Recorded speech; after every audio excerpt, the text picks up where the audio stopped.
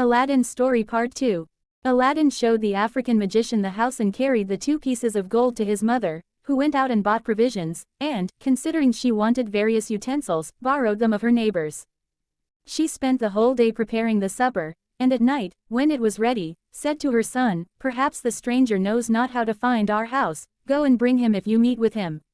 Aladdin was just ready to go when the magician knocked at the door and came in loaded with wine and all sorts of fruits, which he brought for a dessert.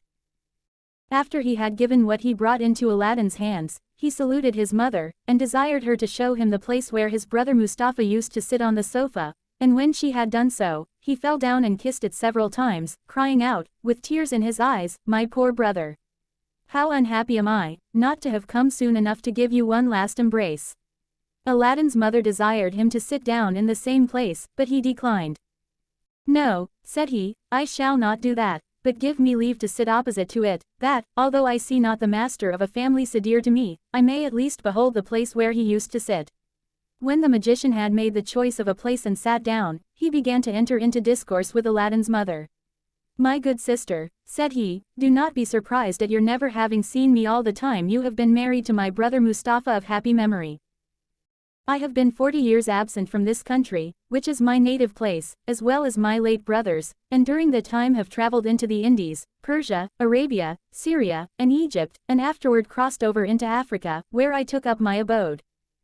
At last, as it is natural for a man, I was desirous to see my native country again, and to embrace my dear brother, and finding I had strength enough to undertake so long a journey, I made the necessary preparations and set out.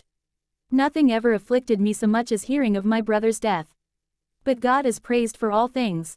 It is a comfort for me to find, as it were, my brother in a son who has his most remarkable features."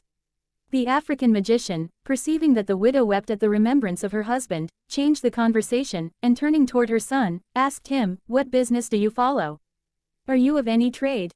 At this question, the youth hung down his head and was not a little abashed when his mother answered, "Aladdin is an idle fellow. His father, when alive, strove all he could to teach him his trade, but could not succeed, and since his death, notwithstanding all I can say to him, he does nothing but idle away his time in the streets, as you saw him, without considering he is no longer a child, and if you do not make him ashamed of it, I despair of his ever coming to any good. For my part, I am resolved, one of these days, to turn him out of doors, and let him provide for himself."